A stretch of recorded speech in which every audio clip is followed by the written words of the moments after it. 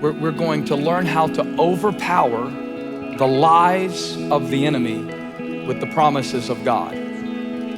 That's what I mean by crash the chatterbox. Learning how to think the thoughts of God is the most important habit that you'll ever develop. And it's also the most important battle you'll ever fight, because it's a war. By the way, the devil is our enemy, but the battlefield is our mind. I am learning in my life that I can't stop the chatter. I can't determine what thoughts come. I can't determine, but I sure can block it when I've got something to put over my soul. This week we're dealing with insecurity. And notice the chatterbox speaks in first person. The way you hear it and experience it isn't "you are so dysfunctional," because if you heard it like that, you could argue with it. You could filibuster the devil if he was arguing with you. But what he does is he internalizes it and makes you say it to yourself. Who made you? Who put you together like that? When you imply that you're deficient, it says something about what you think about God's ability. I am the God who is whatever you're not. I am, that's my name. I am, that's what I do. I am, that's how you refer to me. I am, that's how I want you to see me. And whatever you're not, when I start speaking, I will be to you if you trust me. I am. I am. I need to tell you that when you ignore God's warnings, you will always suffer loss. Your life is being steered by something. And if you steer your life by your senses, you'll end up in trouble. How do you keep your courage up when the ship's going down? It's the essence of faith. You have to learn to separate out your courage from your conditions. See, Paul doesn't get bit by the snake and scream. He doesn't get bit by the snake and stand there in a state of shock.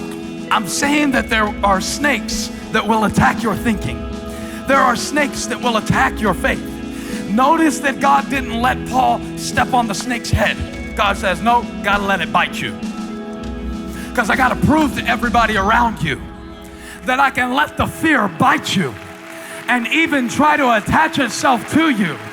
But you know what to do when the snake starts biting. I want to teach you to shake that snake, shake that word, shake that trouble, shake that problem, shake that bad report. The enemy will try to take something that you did and convince you that what you did is who you are.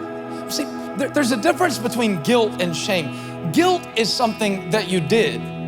Shame is something that you believe you are. See, I used to think that Satan's main job was temptation, and I believe he's very good at tempting us to do things that are wrong.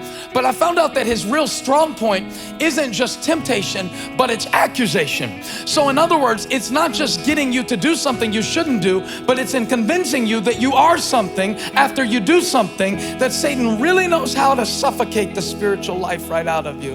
Negative thinking is always personal, permanent, and pervasive. Shame doesn't say you made a bad decision. Shame says you're a horrible person. But shame can't change you, not for long. Only grace can do that.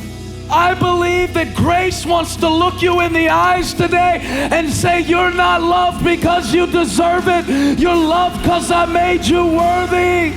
What I found in studying for this message is that discouragement is inevitable.